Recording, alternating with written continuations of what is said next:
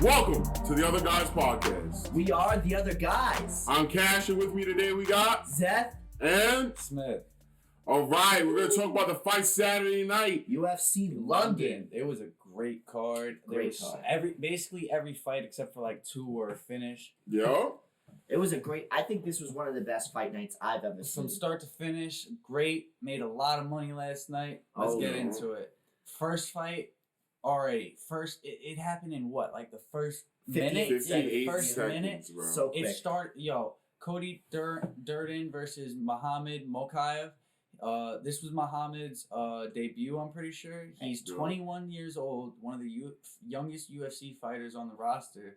And he's coming in looking amazing. He's 7-0, undefeated right now. He was coming in 6-0, and he just made it look so easy. Cody was talking about how he was determined. He was ready for him being a hot shot, and how he was undefeated. He was ready for all the little games that Muhammad had, but no, not at all. It started it looked a little slow. They were both feeling each other out. They just circled the cage for the first 30 seconds, threw some feints, maybe literally 5 shots, and Muhammad just fucking came in with a jump flying knee, hit him right in the face. Cody started to drop to the floor. Cody went to go pick him up as Muhammad jumped for a guillotine, and that's where Cody fucked up. Cody was already going out from that knee, but once Muhammad jumped guillotine, honestly, the guillotine wasn't even that tight when he jumped it. Cody was able to pop his head out, but the thing is, Cody lifted him up, secured the guillotine even tighter when he lifted him up, and that as he dropped him, Muhammad locked it up. He had to reposition a little bit on the floor. Got it done real easy.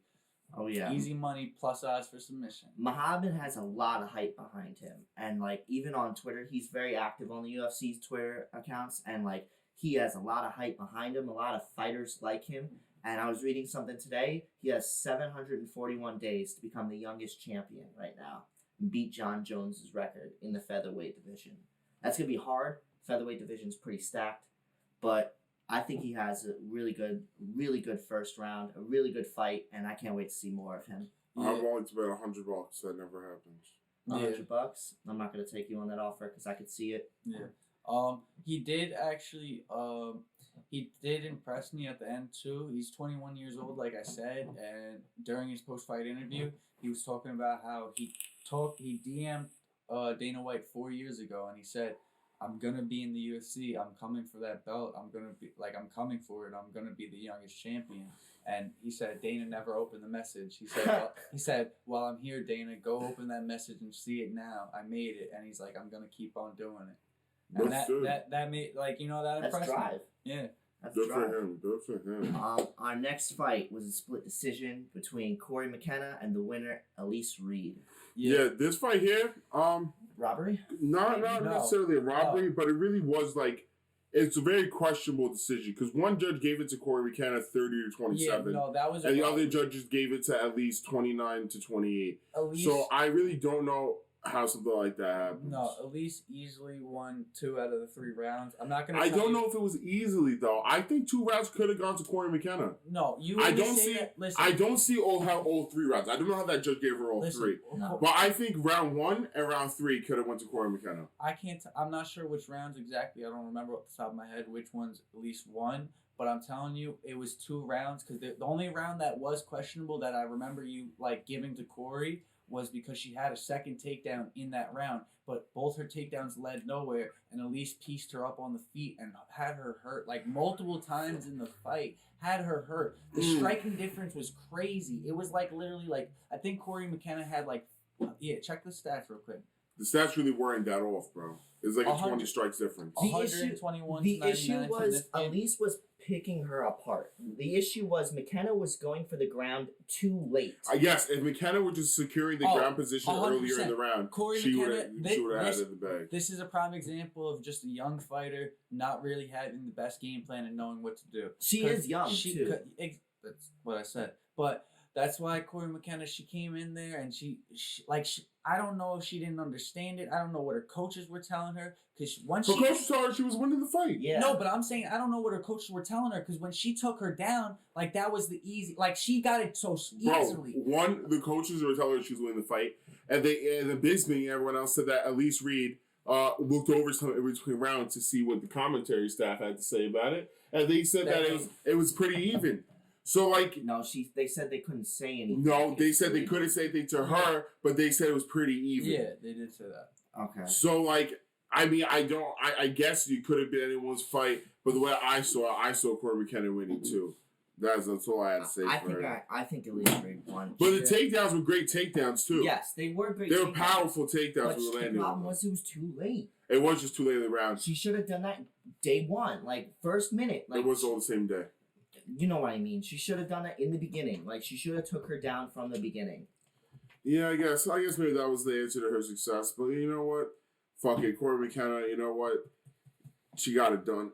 This was another good fight. This was a great fight. Jack Shore going up to 16-0 in the UFC, ruining his like all wins or finishes, right? No, it's all decisions. No, all of Jack Shore's wins have been decisions. Click on him right now. I bet. Yeah, now we really got to investigate this. I'll bet you $10 that's not true right now. I'll bet you $10 He's saying $10 right now, bro. I'm not going to be that cocky about all of them. It's just $10. It's just $10. I'm not going to be that cocky about all of them. Okay. Well, he has 12 finishes. Yeah. Yeah, that's why I said I'm not going to be that cocky about all of them. 4 decisions. But his last 3 were on decisions, and he said he was tired of being known as the decision guy. That's what he said. Okay, well, good for him. He has some good fights in the UFC. He, like I said, went to 16-0. He's been looking really hot. Won me some good money. He's looking good. He fought a good opponent, like a really good opponent that was tough. Timur Valap. You didn't win, bro. I'm not getting your name right. Still won by decision, but it was definitely a tough fight. But Jack was just controlling him and making sure to get the better of him in every position. Even at one point, Timur had him on the floor in a position where Jack was getting held down, but he held a wizard and just flipped it like it was nothing and just got the top position, started raining down some punches. He had, I think he had some sub attempts. No, he didn't have any sub attempts. But he was just controlling for the most part. I gotta say though, Timur, like, even though he lost, like, he got knocked down a couple times, he got right back up. No, he definitely, like I said, he was a tough opponent. He looked really good, but Jack just did what he had to do to get that win. Timur, I'm sorry I'm getting your name wrong. Hit us up on the podcast at _otherguys_podcast. Maybe I can get your name right. Maybe we can come through. That'd be nice. Our next fight. This was the fight I loved. This fight was great. Everyone was doubt. Listen, I had Paul Craig from the start. I had him to win by submission. He was like a plus 170 underdog just to win money line. By submission, he was like plus 400. I don't know how they could have fucking doubted Paul Craig by submission. Don't get me wrong. Nikita, definitely a tough opponent. How could you doubt him? It was looking scary, honestly. No, I'm saying, guys, let's before the fight. Before the fight is. Listen. We didn't say who the fight even is. Yeah.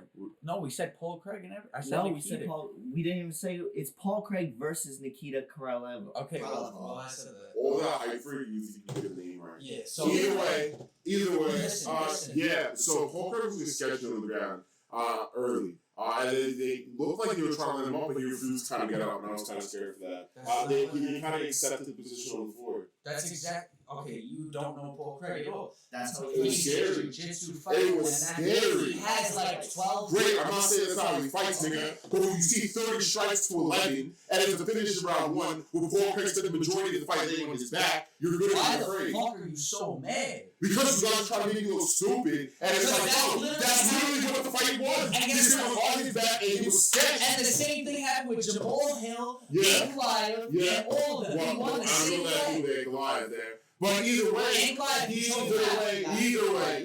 I'm saying was, it was a sketchy win right there. And he got it done. Good for him. Too clap. What I'm saying is, I'm not going to say I didn't doubt this man during the fight. You're going to see now the one time you doubted during the fight. I was nervous. I didn't say I wasn't nervous. Okay. I wasn't, but I 100% was riding Paul Craig, and I had him to win. There was definitely, I had confidence he would get the job done, and he got the job done. Paul Craig, I knew he would fucking do it. There's a couple things about this fight.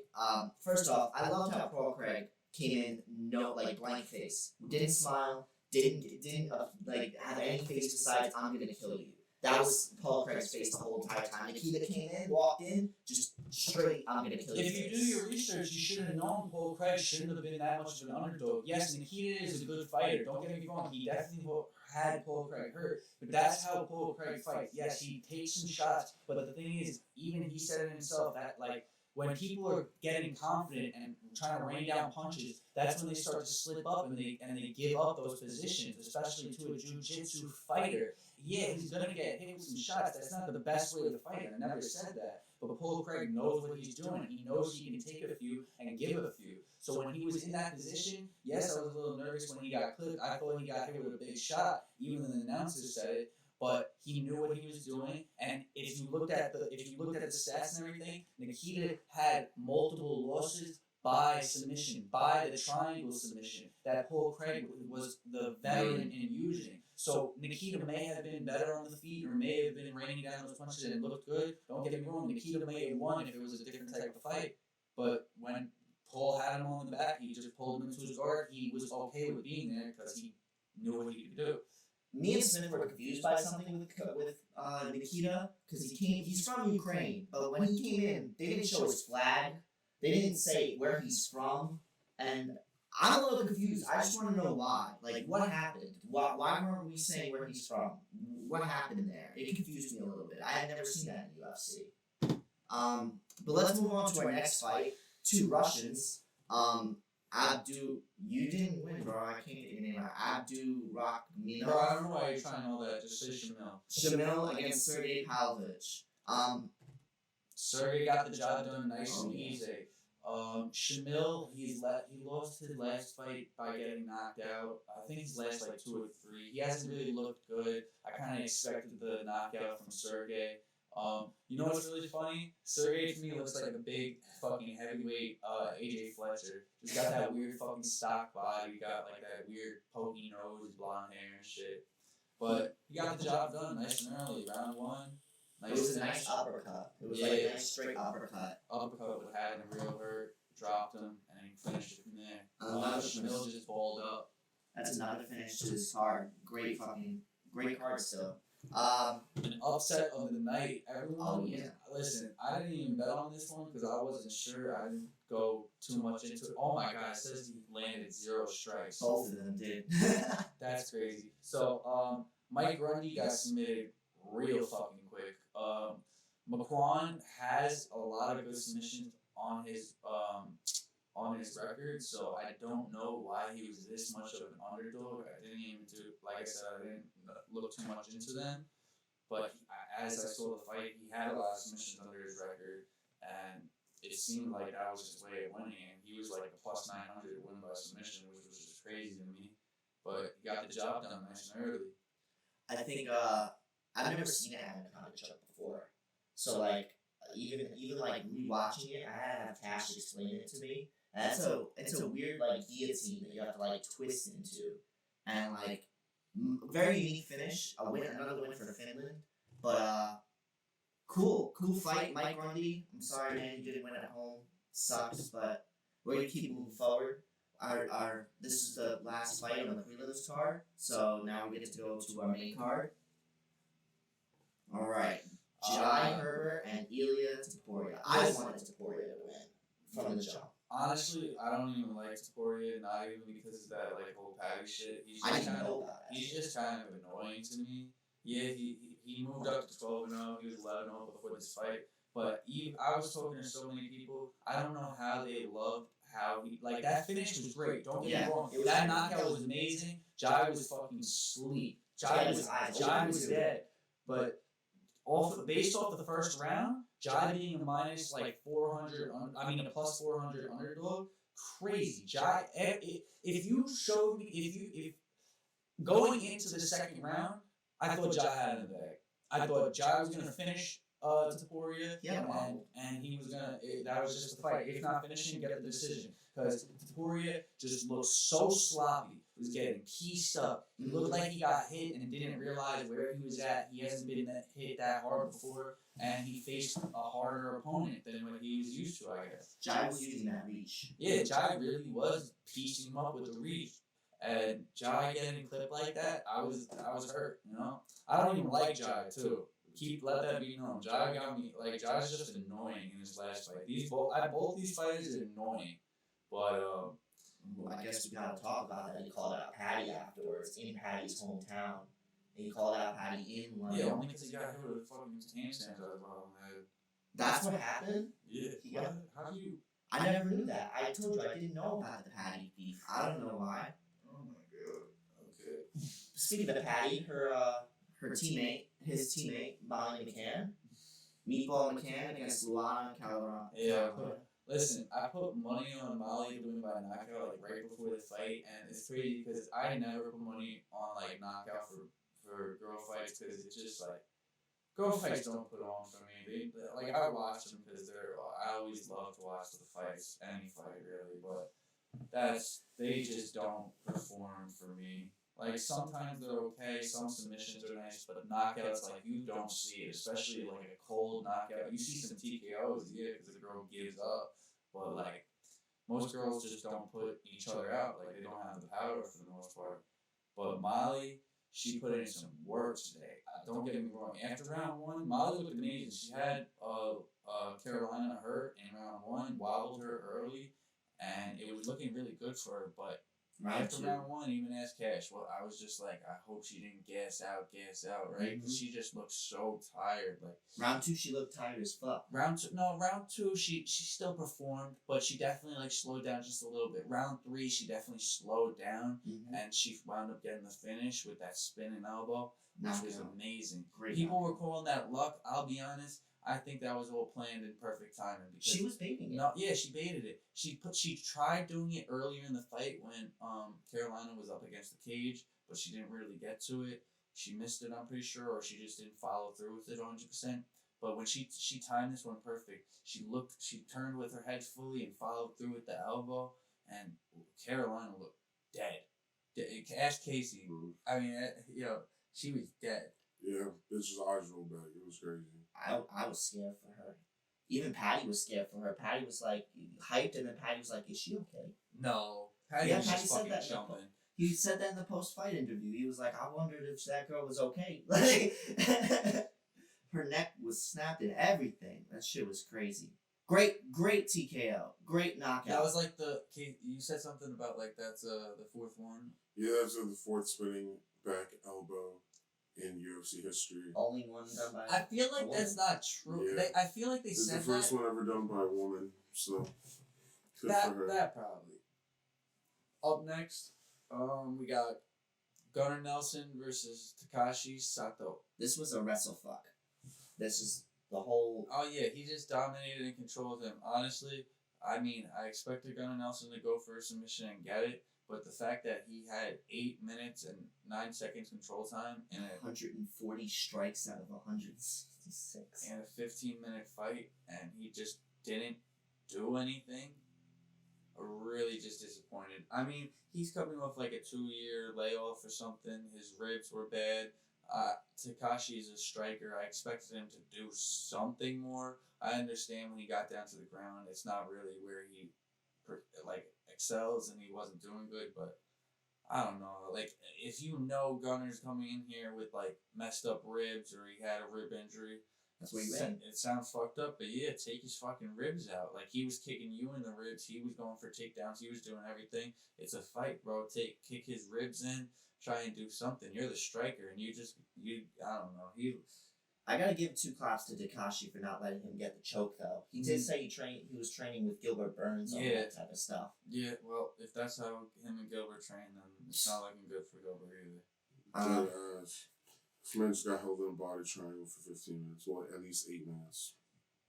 It was a crazy fight. Paddy the Baddy Pimblett against Kazula Vargas. Listen, I love Paddy, bro. I don't care.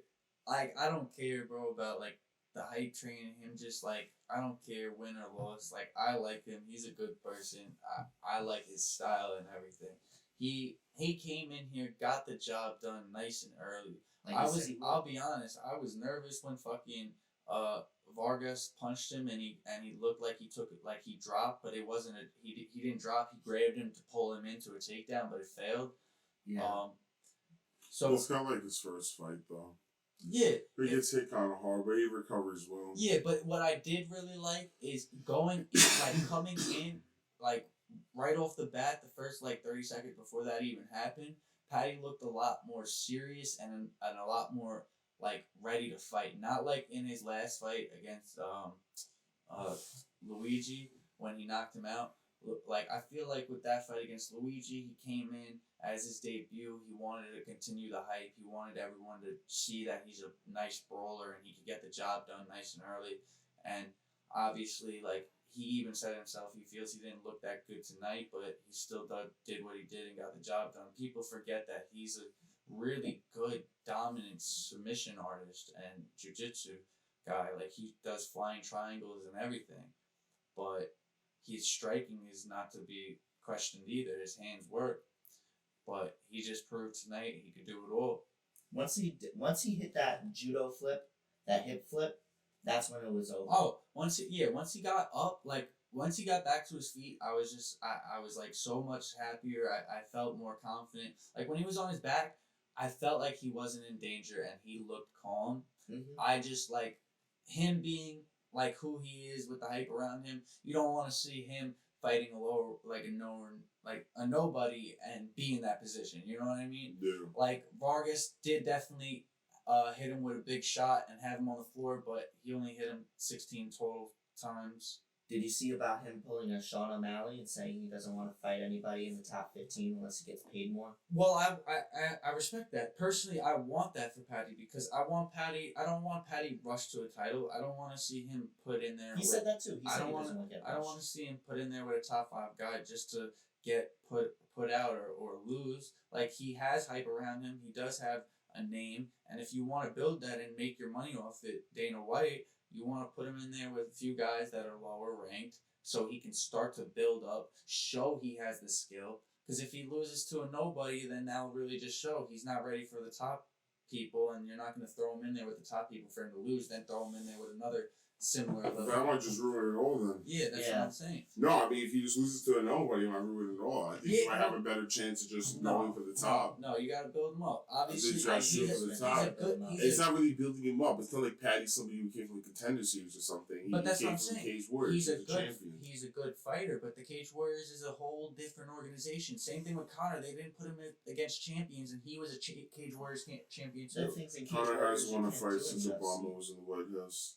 We're not talking about that. We're talking about he also had 2 fucking belts, but whatever you want to say, yeah, he's not good right now. I think that if somebody like Paddy, I just don't think Sean O'Malley is championship material as much as I do like him. But like Paddy, I think could do it. I think Paddy just tries to get to the top, man. I think that's Paddy's best advice. Sean O'Malley, I think it makes sense for him to try to buy time, but for Paddy, fucking get there, bro. You could do it. Especially since we saw Chris Matino get knocked out by somebody who's 42. Yeah, man, it really makes you question Sean O'Malley, you know? Does he have the power, or is he just forcing people with weak chins? Another great fight. Everyone was, I don't know how. I had Arnold Allen. I don't know how people were really doubting Arnold Allen this much, and it was a pick'em fight. Dan Hooker looked disgusting at weigh-ins, in my opinion. It's because Arnold Allen hasn't fought in like a year and a half or 2 years or something. No, he hasn't fought in like a year. And, I mean, I understand that because he had an injury, but he was, a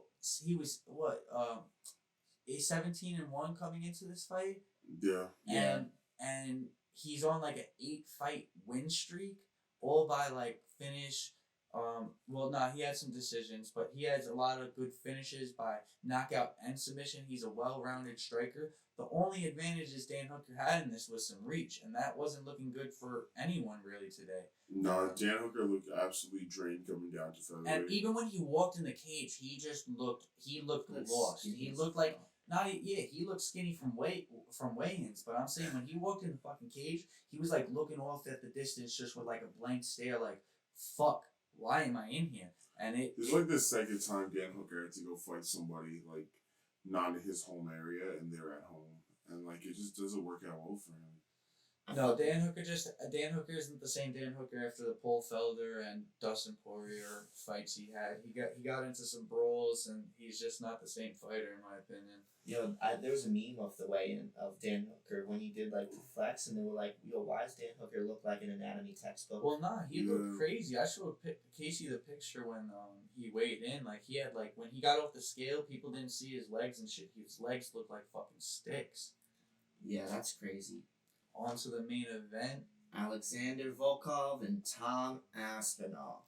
This was another great fight. Tom really showing that he's ready to be in the top 5, ready to be in there with the big guys. He's deadly. Yeah, he's a great fighter, and he just really showed it. Like his speed Crazy. For heavyweight. Welterweight speed. Insane. Like I don't know anyone in heavyweight. Welterweight speed. That's what they said. Announcers were jacking it yesterday, calling him fucking middleweight speed. And you're really jacking him today. Well, the welterweight Next speed. thing we're gonna hear is I think Tom Aspinall is part of a hype train, bro. I don't see Tom Aspinall going much further. I think he's gonna lose against. Who are we gonna put him against? Let's talk about it. I think he beats Curtis Blaydes. I think he beats Curtis Blaydes. I can see it. I think he beats Curtis Blaydes. I think he beats Chris Daukaus. Okay, but he'll be going against either Gon or I want to see him against I want to see him against a Gon. I want to see him against a Gon. I want to see him against a Stipe. I want to see him against even. Now you're talking about top 3. We locked him in the top 5. Okay, so who? Obviously, we're talking about top higher guys, right? But I'm saying he has to fight to that. He's not gonna go fight the champion next.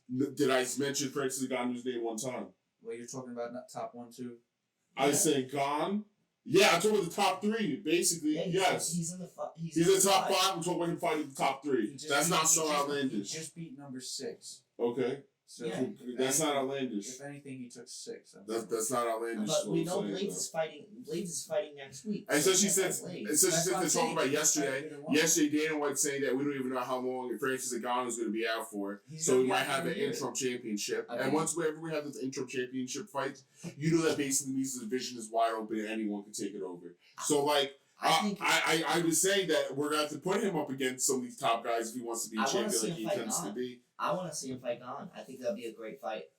Too early. They're both the way they fight is very similar. What is up with you to try to get everybody's too early? It's too early. Like, bro, they're already here. The way they fight are very similar. Like I think that he might be. I think more than likely he might be tied. What I mean by too early is I think he'd be tied too. You look at Gon's record. Gon has fought the top 10 all the way down to number 1 in the last year or two, and he's had a lot of fights. Tom Aspinall had 2-3 fights in the last year or two, and they have been top 15. And this is his first big fight. I'm saying you want to rush him against Gon? That's rushing. Yes. I'm saying Curtis Blaydes, Chris Dawkins. I like how you think that's rushing, but in the past couple of weeks we had guys fighting from unranked to ranked 4. And we had people fighting from rank 11 to rank 3. No, not like that level ranked to rank 3. The title boss fight was not a short notice. That was from him going from rank 11 to rank 3. Because they didn't have someone to fill the slot. And I love how that was a short notice fight. That was not a short notice fight. And the last 3 people he beat were Russian. But Tom Aspinall, if we look here, I'm pretty sure all of his wins are finishes. Finish. I said so I mean no, I see what you're saying, but I'm saying if you're telling me the guy who's coming out here with fucking 12 finishes isn't ready to go fight the top 3, then bro, I don't know, man. Seems like you're never gonna get there. Okay, Bryce Mitchell was coming in people make debuts 16-0. We just looked at Jack Shore 16-0. You're saying he has to fight the champion? Bro, that's not what I'm saying. What I just said was we literally just looked at this, right?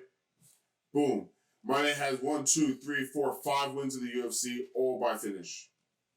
Who else can we point that out about right now? Okay, who has 5 fights that's fighting the champion in the UFC? I had somebody with less that fought the champion in the UFC. Who? Michael Chandler. Yeah. You're right. So I'm not. It's not an outlandish thing to say he should fight someone in the top 3. Michael Chandler was Michael Chandler was a champion elsewhere. So almost the same thing I was trying to say with Paddy, and why Paddy is not trying to pursue the title? On the top 3 talk, how about Derek Lewis? What about Derek Lewis? His career is over. But he's still number 3. Derek Lewis's career is over. But that's a great way to go out. You finally gave up all faith in him. What if he cracks Tom Aspinall How and about just it's sits not him back in Houston? the Then division? I'll be happy, but I How still come think it's that not Bush could be our champion one day. How about it's not in Houston? And it's not even, I don't know, bro. He has to prove to me that he easily even knows how to throw some strikes, bro. He's slacking on me. So performance bonuses of the night. Everyone who got a finish. This is the first time in UFC history that he gave out 9 performance bonuses for a card. I mean, yeah, the whole card was basically finishes except for like 2 fights that went to decision early. So Mokayev, Craig, Palovich, Amarikani, Taporia, McCann, Pimblett, Allen, and Aspinall all got 50,000. Woo! And Mokayev was like screaming when he is like, "I want the 50K! I want the 50K, Dana!" Yeah, that's Fucking great. deserved it. Next week, the Blaydes Daukaus fight. More like this week, but yes. Yeah, this is another decent card. There's a lot of unknown people on this. But we're gonna start. We only chose a couple fights off of this, like we usually do. Fighters we like. We start with Tucker Lutz against Sung Woo Sting Choi. We're just giving our picks for right now. No, we're not giving her a picture right now. No, we're gonna talk about them. We'll talk about them. So We got the Tucker. recipe. So Sung Woo Choi is a kickboxer, and Tucker Lutz is a wrestler. And I think, my personal opinion, I think if Lutz just gets it to the ground, Click on Lutz real quick. that's how he's gonna win. I'm personally swaying towards Sung Woo Choi because you say Lutz is a sub guy wrestler. It says that's his fighting style, but he wins by decision and has 6 knockouts. So I'm going with Sung Woo Choi because Sung Woo Choi is very fast in featherweight and very strong and powerful. His last fight was Alex Caceres, where he got choked out when he got backpacked by Alex. Alex is a very good jiu-jitsu and striker, and that was after an illegal knee and everything. Sung Woo Choi did look good in the fight, is what I'm saying. Like, he looked really good until he got choked out, which was like his downfall. But seeing Tucker only has 2 subs on his record, is he gonna really backpack Choi or really get Choi there? I don't know. I think Choi has a good chance of finishing him. What do you think, Cash? I think I'm going to go with Tucker Lutz as well. I think that Sung Woo Choi... Wait, who did you go with? You went with Sung Woo Choi? Yeah. Oh, that's crazy. Because, yeah, Sung Woo Choi is going to lose. And He's gonna this is wrestle. why he's going to wrestle fucking. Sung Woo Choi has 2 losses by sub already. I think, obviously that's to play with your head. Especially with that last fight with Alex Caceres, where he was actually winning the fight. Alex kind of just got lucky by grabbing his back. So that's something you have to be conscious of when it comes to this time, right? I know you love Dana White contenders. And then, like Tucker Lutz definitely lost off of Paz TV, but he's on a 4-fight win streak previous to that. He is from Dana White's contender series, which is a plus for me. And I just think that Sung Woo Choi is just not going to get it done. I think the knockout is the only way Sung Woo Choi is going to have to win this, because he has no submission wins to begin with. I think that's how he's gonna win. I think so, but I think, as you can see... You're looking at... let me see Troy's record. As you see, if we were to look at... Sung Woo Choi.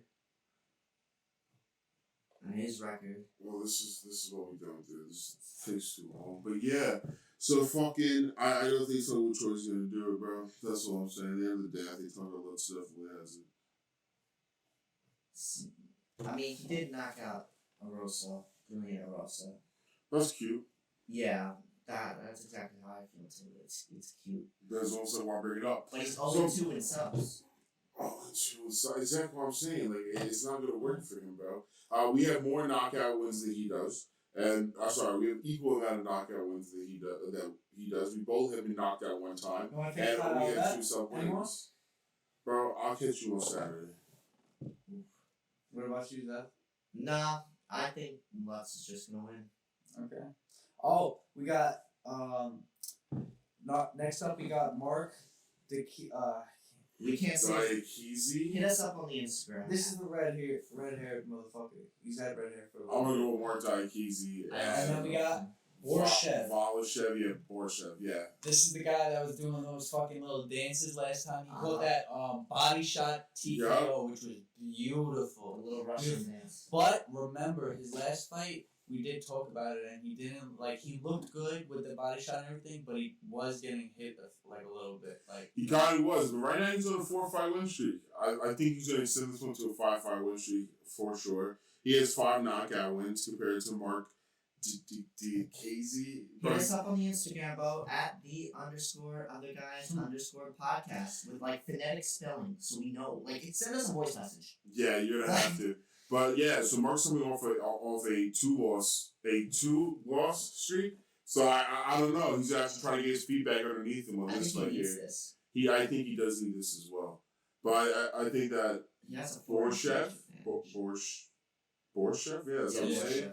Yeah, I think that Borshev's going to come here and get it done. I'm now seeing that he has like the reach disadvantage here, but it is what it is. We have high significant strikes. We have more strikes landed per minute, so I think that it's gonna come in our favor. It's gonna be an interesting fight. Who you got in that one? I got Bush. I got Daukaus. Oh, let me hear. Would you have an argument for him? He's just going against us. No, I'm just curious. Let's see.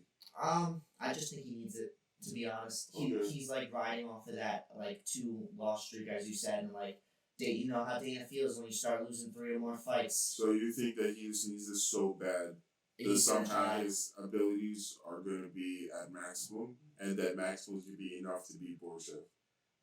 That's what I'm hoping for. All right. I mean, he does also have the reach advantage, and he does have more takedown stats than Borshev, but takedown stats. Who knows? Neil Magny versus Max Griffin. That's our next fight on the prelim card. I think Neil Magny's gonna get the job done here. I like him. He's a nice big favorite. So with this, I'm gonna go to prop.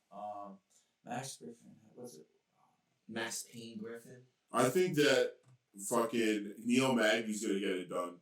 Yeah. Neil Magny has the reach advantage over Max Griffin. And height advantage, too. Yeah, he has a height advantage over Max Griffin. A height difference. Sometimes that's not an advantage. Yeah, because you always say advantage, so now you tricked me into saying it. So, boom. Yeah, so Max Griffin, he's the underdog of this fight. Yeah. He's actually on a 3-fight win streak. Max Griffin? Yeah, Max Griffin's on a 3-fight win streak with wins over Carlos Condit, Song Kanan, and Brahima. Brahima, wasn't that? Yeah, Ramiz Brahima, who won last week or 2 weeks ago. Yeah. Oh, so those are some decent wins. Yeah, he has good wins here. That's what I'm kind of worried about. No, but Max Griffin has a lot of knockouts. He's not knockouts. He's 2 subs. So that's something we gotta look out for. But I feel like the thing about this fight, I feel like Max Griffin. Okay, I could see him being the more powerful fighter, but Neil Magny definitely has more fights on his record and under his belt. He has the higher fight IQ. I feel he definitely has more advantages to him. Like he can, like with Max Griffin, I see he has 2 submissions. Yeah, but those are definitely early in his career. He's just a striker and maybe gets a decision. Neil Magny, he's a well-rounded fighter. He has the length. He has the height. He's going to be able to pick you apart from a distance. If he needs to take you down, he can wear you out, maybe choke you. He has more ways to get this fight done, I feel. And I feel like that's going to be the advantage Neil has. I feel like Neil has the 7 knockouts, right? He has 3 subs, but he's also been sub 4 times. And being a Max Griffin has 2 subs under his belt, I think that might be something that he's going to be looking to do. And Neil Magny's coming off a win off a GO for Neil. So that's impressive, if you ask me. And we also know that Neil Magny was like the only one calling out Chimaev. So, I think that's a ballsy move. So maybe his wrestling has improved. And maybe we'll see it. If we're rightfully calling out Chimaev, your wrestling had to improve from what it had to be, being that you were negative in sub victories. Our next fight got pushed recently, and it got pushed to this fight. It's Jennifer. Fight. Yeah, it got pushed to this week. Jennifer Maya against Manon Firo, or Firat. We don't know how to say your name. Win will say your name right. This Jennifer Maya needs a win, literally. Ever since she lost to Shevchenko, Jennifer Maya is not going to win. Mana Farhat is going to dominate her. Jennifer Maya is coming off a loss to Caitlin Chikagian. She has 4 knockouts. She has 5 subs. So I think that's something that Manning might have to look out for. Manning has 6 knockouts, 0 subs. So I think, yeah, I think because last fight I remember Manning took the girl that was to the ground and just beating her. I don't quite remember who it was. But I know Manning's on an 8-fight win streak, so that's impressive enough as is. She has more height. She has the reach advantage here also. So I think it's something we have to look out for. Maybe she could break the French curse. Who knows? I'm like, give me this French There's curse. no French man. curse because she won her last fight like not too long ago. But She did. She's on an I'm 8-fight talking win about streak. since gone. Since gone, every French person has lost. I really wish I was In the studying UFC. where these people were from enough to like really try to fact check. And you it can't out. prove me wrong. I can't, but that doesn't mean that you're right either. Next, we got my boy David Onama Against. versus opponent to be announced.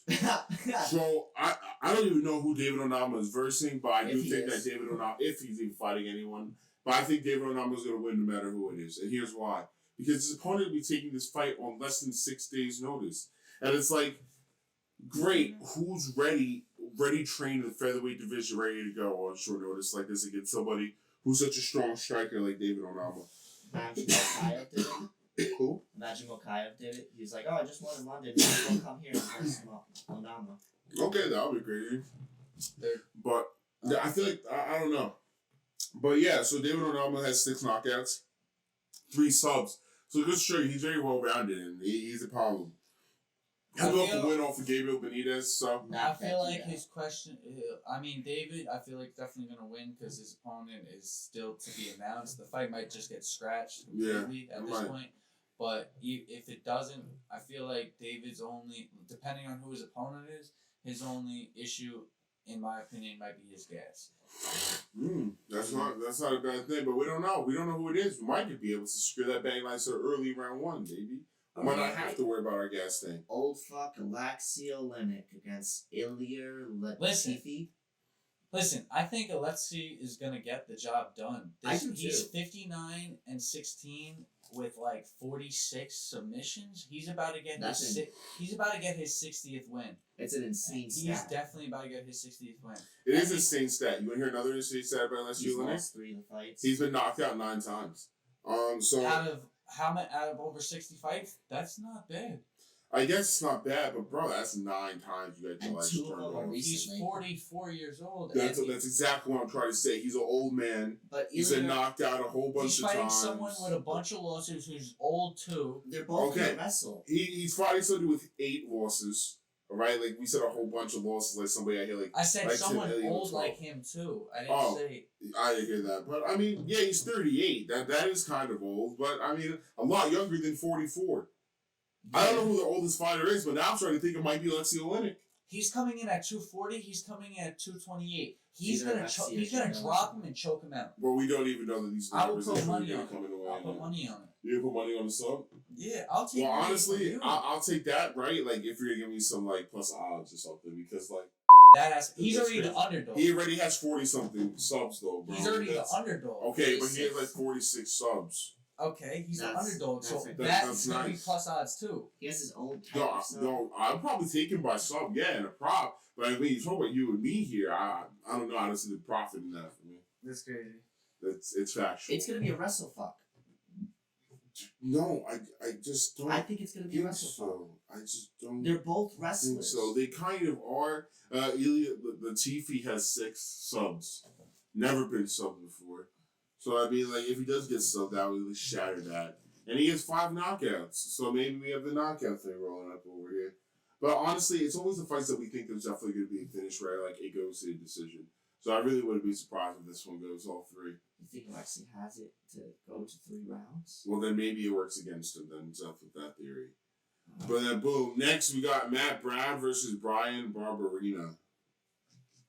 I think Matt Brown's gonna get the job done. Matt Brown is a vet.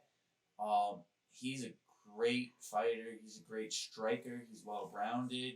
I think he's gonna get the job done.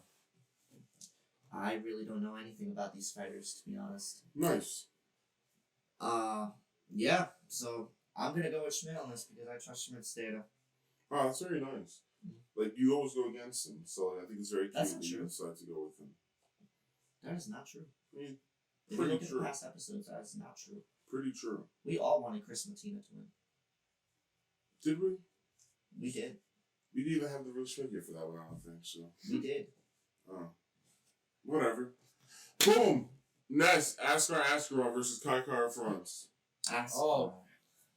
Kai Kara France is going to get the job done. I don't know too much about Askar, but Kai is definitely looking good recently. Not just about his fight with Cody. He's coming in on like a little win streak. He's building his way up again. I think he's going to get the job done. And him being an underdog, Askar is definitely on a win streak. He looks good. 3 knockouts and 7 subs, bro. That's what's going against Kara France. He has a draw with Brandon Moreno.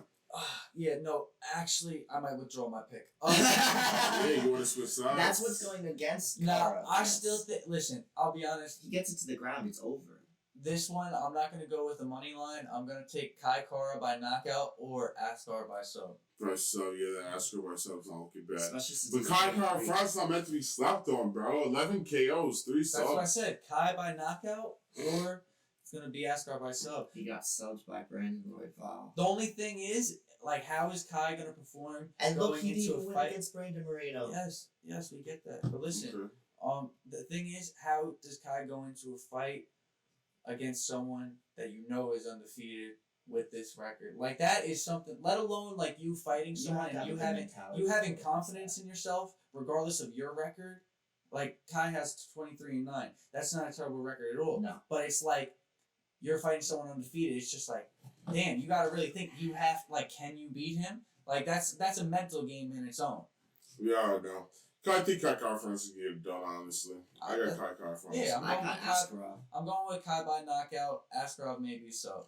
Well, boom. Now we got Joanne Wood, Alexa Grasso. This is definitely a match to look forward to for the flyweight division. I don't like girls. Whoa! Whoa! The girl fight. Whoa! Yeah, That was you crazy. You motherfuckers. That was You crazy. motherfuckers. Yo, y'all heard? Yo, he said whoa too. Like you heard him. He was the first one to say whoa. Like that's what's his crazy. eyes popped open first. Bro, so anyway, Joanne Wood. Shut the fuck up. I don't like Okay. the girl fights. These bitches is both garbage, and it's gonna suck. These are Whoa! Shut up, These- Seth. You That's fucking crazy, bro. We're a feminist podcast. No, we're- Yo, Yeah, we no, are, we're bro. not. We respect women on the other guy's podcast, We and don't we call them also girls. hope We don't call them that bitches. that women We'll come to the UFC podcast. fighters come They're to the bitches. podcast. They're bitches. Whoa, that's outlandish. Don't worry, women. We'll kick Schmidt Yeah, out first. that's crazy. Any of you female UFC fighters that want to come on down, trust me, we will not have this man here. Nah, that the is only one that insane. can come down is Shevchenko. Damn, did you act- Shevchenko's gonna come and drop you. You start chatting to her like that. Damn, did you act like that when you met Mackenzie Dern? Yeah, No. you did. Yeah, I exactly. didn't meet her. I just saw her. Well, yeah, we kind of met her though. I And know. questionable Alex Caceres. No. Now you're an asshole. You're an asshole. That was questionably Alex. That was just a Caceres. motherfucker with a fro. Okay. That was just a motherfucker with a fro, Casey. Since then, we learned that it was not Alex Caceres. But on the day of, when you just in New York City, you just looking, you're like, that's Mackenzie Dern. And you're like, who's that standing next to her? That's Alex It Caceres. kind of looks like Alex Caceres. Like, if he got some weight on him, like, that could be him. Damn. You know? Yeah. But anyway, Anyway. yeah, Joanne Wood. Joanne Wood. Alexa She's Grasso. coming in with five knockouts, right? And Alexa Grasso is also coming in with 4 knockouts, right? And the sub game is not in either one of their favorites, so I don't think that's something we're going to be seeing too much It'll of. be a stand-up game against them. Yeah, we got Joanne Wood coming in for 2-fight loss streak against Talia Santos and Lauren Murphy. And then we have Alexa Grasso coming off of a 2-fight win streak against Macy Barber and Ji-Young Kim. That's what makes her the favor right now in the betting odds. Just the winning Listen, streak alone. if you're ever gonna bet on these girl fights, just bet What's the Women goal with fights. this? the over. Just bet the over. I mean, I guess, but I didn't bet for Priscilla because Priscilla was the underdog actually. I'm not at talking Priscilla about Walls. the favorite. I said the over 2.5. Like Oh. it's But gonna. then go you to would have lost it decision. yesterday with Molly. Wow, the one time a girl like that. Like we were that'd be talking about. that'd be the one time I go and put like that. Is it guaranteed? Is it guaranteed? I'm gonna put thousands on it and then fucking lose it all. So anyway, Guaranteed good is fight. not a word Casey likes with betting because He likes to lose people money and himself. Yeah, whenever the word guaranteed gets used, I swear to God, like, you're guaranteed to lose now. Like, you're never going to win that fight. But anyway, main event of the night, we got Curtis Blaydes and Chris Daukaus. Oh. Yes. I thought this one was kind of wild. Today I learned that Curtis Blaydes, the quote-unquote wrestler, 0 submission wins. That was something new for me. But listen, he got 10 knockouts. And he's number 10 in all-time in UFC history with takedowns. He's a TKO'er. He's gonna take you down. He's gonna take down Chris and just manhandle him and beat him. Chris, listen, you gotta take some tips from your brother if you want to win anything in this fight, any exchange, because you just got you're a heavyweight. You're a good striker, yeah. But, like, you don't have that super speed, and when you're getting taken down by another heavyweight, like, the weight matters. Like, you are not getting back. You're not getting back. And if you just look here, you see that Curtis Blaydes is coming in around the cap of 265. That's where Chris Daukaus coming around 230, 240. Right? And then we have a reach advantage of 4 inches, right? And the thing, though, is and Curtis Blaydes... Crazy? Yeah, I don't know if you was about to say this. Curtis is, like, the more stockier build. With his size, like, he does weigh more, but he looks more fit. Yeah. Chris is just, like, that. Honestly, Chris could probably go to light heavyweight would be better for him. Yeah, but what I was going to say is both of these dudes are really going to look for that stand and bang, bro. Both of them. Yeah, Curtis Blaydes has 10 wins by knockout. He also has all 3 of his losses. Yes. Well, no, Curtis is going to take Chris down and try to get the TKO, I feel. He's not going to stand and bang. Possibly. That's how he wins all his fights. Yes and no, but I think he can still sleep Daukaus standing.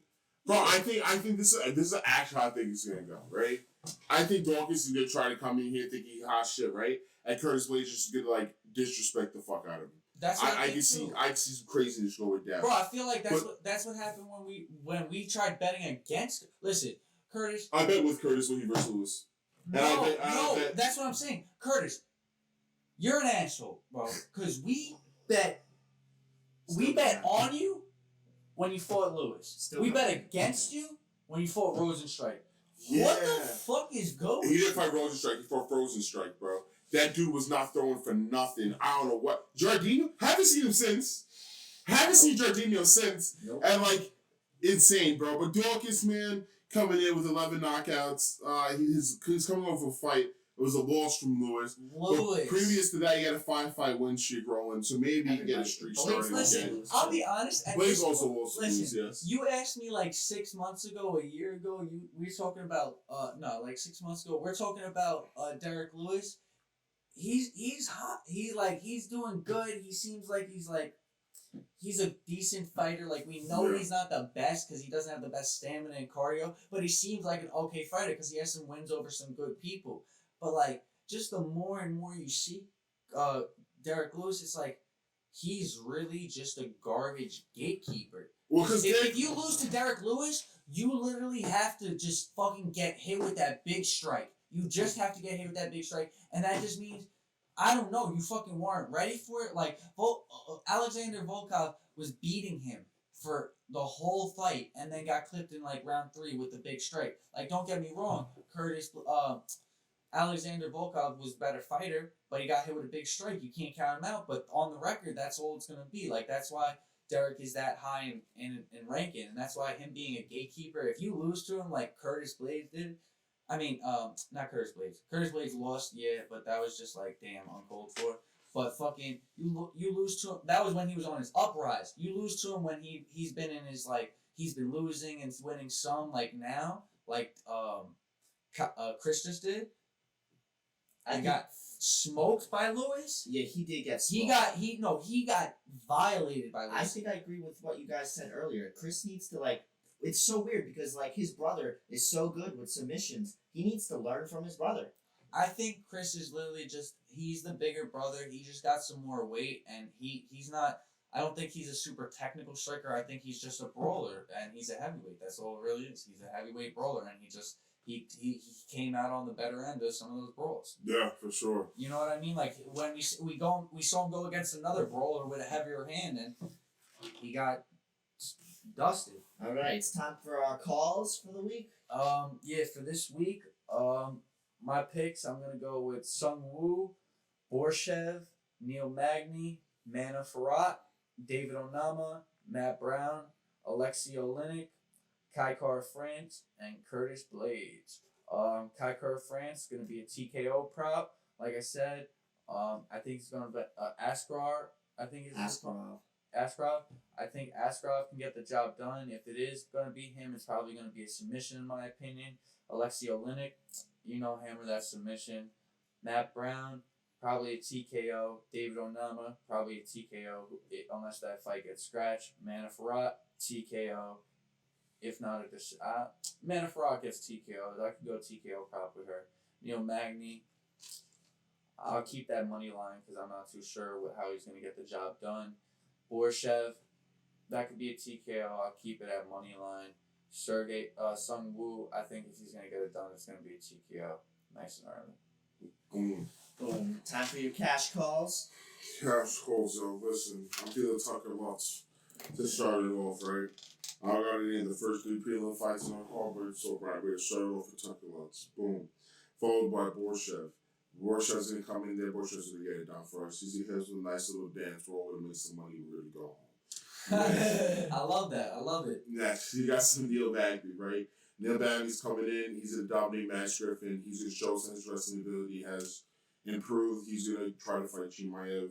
Or maybe none of that happens. He knocks him out. Maybe he gets knocked out. That fight's really iffy. I really don't know where I stand on it, but I'm really hoping that Neil Magny gets it done. But then, boom, we got that Madden Ferraro versus the Jennifer Maya. I'm going to go with Madden. She goes there, and she's striking on the ground. She has an 8-fight win streak. I think she's going to keep it rolling. She's almost a minus 380 favorite here, so like she really has to get it done for us nice and early. Then, boom, we hit David Onama. Who knows who David Onama is fighting? Not me, but guess what? If he has an opponent, almost guarantee you I put that man on a parlay and take it straight with David Onama. Then, boom, we have Ilia Latifi versus Alexei Oleinik. Alexei Oleinik's an old man. I think Alexei Oleinik's not going to be able to get it done. But don't get me wrong, if he is going to get it done, it's going to be by sub.